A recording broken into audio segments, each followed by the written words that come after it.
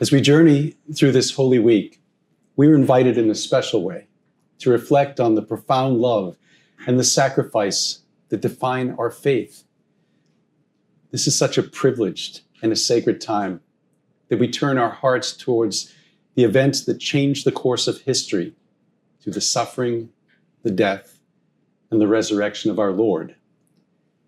We've just heard in the first reading from Isaiah, and we hear the voice of God calling to his servant. The Lord called me before I was born.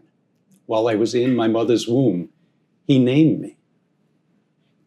I will give you as a light to the nations, that my salvation may reach to the end of the earth. This passage is a reminder that each of us is called to be a servant, to bring the light of Christ to those in darkness, even when we feel unqualified or at times when our efforts seem to be in vain. Like the servant in Isaiah, we may sometimes feel that we've labored for nothing. We look and say, what did I accomplish?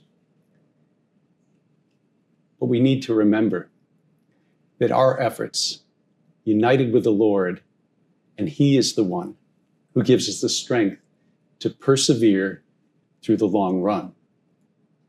And when we link this message with today's Gospel of John, that brings us, as I just mentioned, into the poignant scene of Jesus' final hours with his disciples.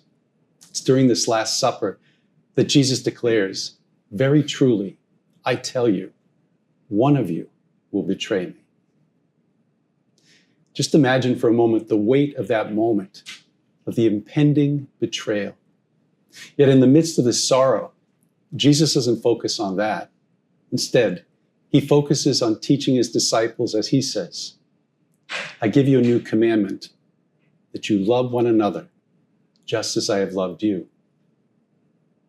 Even knowing what is to come, Jesus emphasizes love. Love is the defining characteristic for his followers.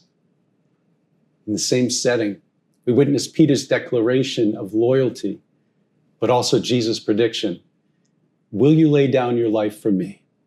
Very truly, I tell you, before the cock crows, you will have denied me 3 times. When we hear this, this is our reminder of our human frailty. And at times, a contrast between our good intentions and our actions that don't always measure up. This juxtaposition of Jesus' unwavering love and human failings, of betrayal and denial, is in a sense central to Holy Week. My brothers and sisters, let us reflect on our own capacity, both for love and betrayal, and at times even selfishness. We can ask ourselves, have there been times when we've fallen short of the love that Christ commands us to live? And if so, let us seek forgiveness.